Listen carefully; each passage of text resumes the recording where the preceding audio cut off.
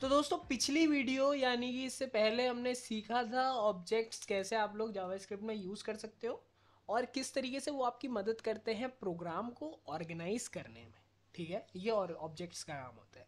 इस वीडियो में हम लोग सीखेंगे इवेंट्स और इवेंट हैंडलिंग के बारे में जावास्क्रिप्ट में।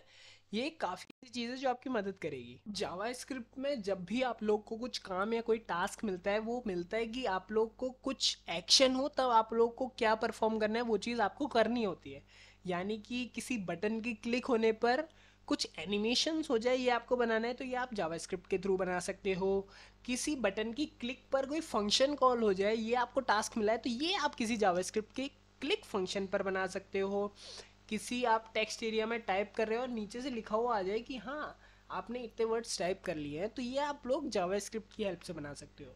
यानी कि आपको जो भी जावास्क्रिप्ट में मेजर टास्क मिलते हैं उसमें इवेंट्स इंक्लूडेड होते हैं। इवेंट हैंडलिंग पर आपको काम करना होता है, तो ये वीडियो आपके लिए काफ़ी ज़्यादा यूज़फुल होगी अगर आप लोग इवेंट्स को समझना चाहते हो और इवेंट हैंडलिंग को साथ में समझना चाहते हो। ठीक है, तो अब हम एक सिंपल एग्जांपल से शुरू शुरू करेंगे। हम समझेंगे ऑन क्लिक को। तो ऑन क्लिक कैसे काम करता है। तो जब भी आप लोग कोई बटन बनाते हो, लेट्स से आपने बटन बनाया, बटन ऑन क्लिक, आपने इसमें एक फंक्शन कॉल कर दिया। फंक्शन का नाम क्या था? क्लिक। ठीक है, आपने बटन के क्लिक पर एक फंक्शन कॉल किया और इस फंक्शन का नाम आपने रख दिया क्लिक। और मैं यहाँ पर जावास्क्रिप्ट में इस फंक्शन को डिफाइन कर देता हूँ सिंपली कुछ इस तरीके से। ठीक है, और यहाँ पर कंसोल पे प्रिंट कर दूंगा कि आई एम क्लिक्ड।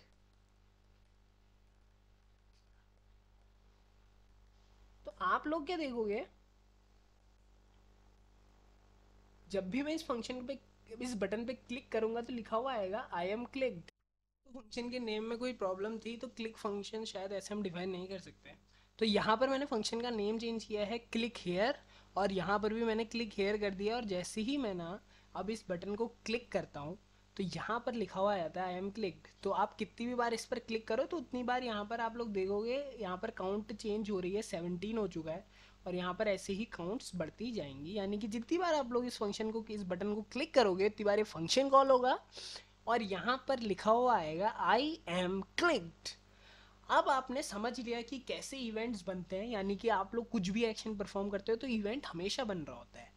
अब हमने क्या किया, बस इसको लगा के इस इवेंट को हैंडल किया। आपने इस इवेंट के क्लिक को हैंडल किया और आपने बताया कि जैसे ही ये इवेंट कॉल हो तो आप इसको लिख दो। तो जैसे ही क्लिक हुआ उसने लिख दिया आई एम क्लिक्ड। ठीक है, तो ये था सिंपल एक्सप्लेनेशन कैसे आप सिंपली जावास्क्रिप्ट में इवेंट्स को हैंडल कर सकते हो। अब इवेंट लिसनर्स होते हैं जावास्क्रिप्ट में। मान लीजिए कि अगर आप लोगों को कोई भी ऑन क्लिक इस तरीके से डिफाइन नहीं करना है और आपको बस लिखना है यहाँ पर इस बटन की कुछ आईडी दे दीजिए। लेट्स से इस बटन की आईडी में दे देता हूँ बटन 1, और यहाँ पर आप लोग इवेंट हैंडलर का यूज़ करना चाहते हो तो किस तरीके से करोगे।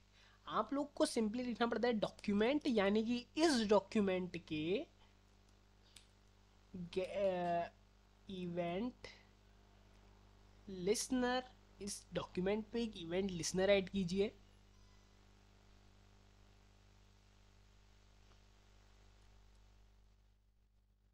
अब हमें इस डॉक्यूमेंट में इवेंट लिसनर ऐड नहीं करना है, हमें इस एलिमेंट में इवेंट लिसनर ऐड करना है। तो btn1 में मैं एक इवेंट लिसनर ऐड करता हूँ।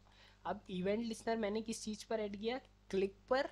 और क्या इवेंट लिसनर ऐड किया, एक फंक्शन बना दिया इवेंट लिसनर के तौर पे, और यहाँ पर हमने लिख दिया कुछ इस तरीके से। अब मैं आपको नए यहाँ पर एंटर करके दिखा देता हूँ, सिंपली समझ में आ जाएगा।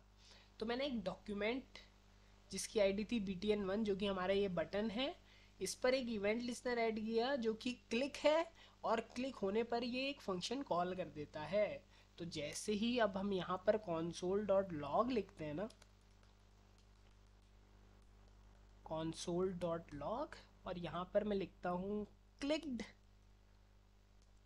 तो हम क्या देखेंगे, जैसे ही मैं क्लिक करता हूँ तो एक क्लिक लिखा हुआ आ जाएगा और इसकी काउंट भी उसी तरीके से बढ़ रही है जितनी बार मैं इसको क्लिक कर रहा हूँ। अब क्या होता है, ये इवेंट लिसनर हम सीख गए। अब हमें ये सीखना है कि एक इवेंट क्या क्या चीज़ें कैरी करता है अपने साथ में। तो आप लोग उसके लिए क्या लिख सकते हो, आप लोग यहाँ पर इवेंट लिख सकते हो और यहाँ पर आप लोग उस इवेंट को प्रिंट करा सकते हो लॉग्स में। ठीक है, जैसे कि अभी हम क्लिक्ड प्रिंट करा रहे थे, अब हम प्रिंट कराएंगे इस इवेंट को। तो जैसे ही हम प्रिंट कराते हैं तो आपको ये पॉइंटर इवेंट पूरा का पूरा आपके यहाँ पे आ जाता है। इसमें आपको सारी इन्फॉर्मेशन मिलती है इस इवेंट से रिलेटेड, जो जो आपको मिल सकती है कि आपका एल्टीट्यूड एंगल क्या है, बबल्स ट्रू है या नहीं, क्लाइंट का एक्स एक्सिस क्या है, वाई एक्सिस क्या है, और भी काफ़ी इन्फॉर्मेशन आपको इससे मिल जाती है। इसमें साथ में आपको एक इन्फॉर्मेशन मिलती है, वो होती है इसके टारगेट की। टारगेट क्या होता है? टारगेट का मतलब ये होता है कि आप किस एलिमेंट से इवेंट परफॉर्म हुआ है, तो वो टारगेट हो जाता है। अगर आप उस टारगेट की आईडी प्रिंट कराना चाहते हो तो आप लोग कुछ इस तरीके से कराना चाहते हो, जैसे ही आप क्लिक करोगे ना, इस बटन की आईडी प्रिंट हो जाएगी। आप इसका टैग नेम प्रिंट कराना चाहते हो तो आप जैसे ही इस पर क्लिक करोगे तो इसका टैग नेम प्रिंट हो जाएगा। तो इस तरीके से आप लोग इवेंट की इंफॉर्मेशन को यूज़ कर सकते हो, क्योंकि आपके जावास्क्रिप्ट के इवेंट में वो सारी इन्फॉर्मेशन होती है जो आप लोग के लिए ज़रूरी है, और आप लोग इस तरीके से इन इन्फॉर्मेशन का यूज़ कर सकते हो। अब हमारी कोई चीज़ आती है, वो ये आती है, मान लीजिए आपको एक टेक्स्ट एरिया दिया हुआ है, ठीक है। यहाँ पर हमारे पास है एक टेक्स्ट एरिया, और इसको बंद भी कर देता हूँ मैं कुछ इस तरीके से, और यहाँ पर इस टेक्स्ट एरिया की एक आईडी दे देता हूँ txt1, और यहाँ पे एक नीचे से एक स्पैन बना लेते हैं, id is equals to message.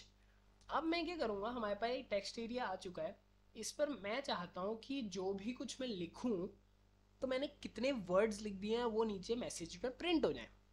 तो अब जो मेरा इवेंट लिस्नर लगेगा वो इस बटन की जगह लगेगा, वो इस टेक्स्ट एरिया पर। तो मैं इस टेक्स्ट एरिया की आईडी डाल दी यहाँ पे। इवेंट लिस्नर मुझे लगाना है कि कोई भी चीज़ में क्लिक कर रहा हूँ तो वो इवेंट लिस्नर लगे, तो मैं इसकी ऑन चेंज प्रॉपर्टी पे लगाऊंगा, क्योंकि इस पर वैल्यू चेंज हो रही है इस टेक्स्ट एरिया की। ठीक है, तो यहाँ पर जैसे ही मैं एक भी वर्ड बोलता हूँ तो इसकी वैल्यू चेंज होती है हमेशा। तो यहाँ पर मैं क्या करूँगा, एक वेरिएबल बनाते हैं, let length length is equals to document dot get element by ID text1, या इस इवेंट की इंफॉर्मेशन का यूज़ कर लेते हैं। तो इवेंट डॉट टारगेट, टारगेट में ये टेक्स्ट एरिया आ गया हमारा, टारगेट डॉट वैल्यू और लेंथ। तो हमें पता चल गई लेंथ में हमारे पास आ गया है कि कितनी लेंथ हमने लिख चुके हैं। तो अब हम console डॉट लॉग करेंगे और यहाँ पर लेंथ को उसमें डाल देंगे। अब console डॉट लॉग करने से क्या अच्छा है कि हमने जो स्पैन लिया है उसमें हम इस लेंथ को डालें। तो हम लिखते हैं document dot get element by ID, ID दे देंगे हम मैसेज, कुछ कुछ इस तरीके से। ठीक है, मैसेज दे दी। अब इसके अंदर जो इनर HTML है इसमें हमने डाल दी वो length लेंथ। यानी कि अब हमने क्या किया, इस text1 पर एक हमने इवेंट लिस्टनर लगाया, जो कि जब भी इसकी वैल्यू चेंज होगी तब कॉल होगा, और वो इस इवेंट के टारगेट एलिमेंट को निकालेगा, उसकी वैल्यू को निकालेगा, और उसकी लेंथ वहाँ पे से मिल जाएगी। फिर हम इस मैसेज में इसकी लेंथ को प्रिंट कर देंगे। तो हमने सिंपली ये चीज़ की है। तो अब हम देखते हैं कि क्या ये काम कर रहा है। तो यहाँ पर मैं लिखता हूँ KARAN, तो कुछ तो गड़बड़ हुई है, क्योंकि यहाँ पर हमारी वैल्यू प्रिंट नहीं हुई है। तो अब हम देखेंगे डिबगर लगा के कि क्या दिक्कत यहाँ पर एक्चुअल में हुई है। तो अब मैं क्या करता हूँ, के लिखूँगा, तो यहाँ पर ये फंक्शन कॉल नहीं हो रहा है। अ,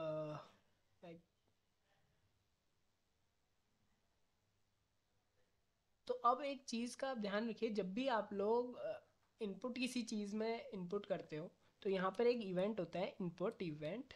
तो आप लोग उसका यूज़ कर सकते हो। ठीक है, तो हम लोग इनपुट इवेंट का यूज़ करेंगे। मैं अब लिखता हूँ के, तो एक इनपुट इवेंट कॉल हो, क्योंकि मैंने एक चीज़ इनपुट की इस टेक्स्ट एरिया में। ऐसे ही मैं KRANPARGAIEN,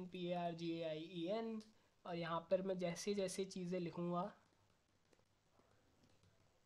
तो ये इस तरीके से हमारा जो स्पैन में वैल्यू है वो प्रिंट हो जाएगी।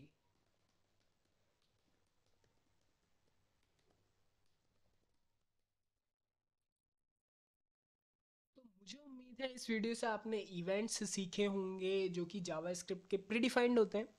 अब ये इवेंट बहुत तरीके के हो सकते हैं, मैंने आपको सिंपली ये सिखा दिया कि आप किस तरीके से इवेंट्स को हैंडल कर सकते हो, और एक एग्जांपल दे दिया है इस टेक्स्ट एरिया का कि कैसे हमने इस टेक्स्ट एरिया में हमने कितने एलिमेंट्स प्रिंट किए, वो हमने प्रिंट करा दिया साथ में ही।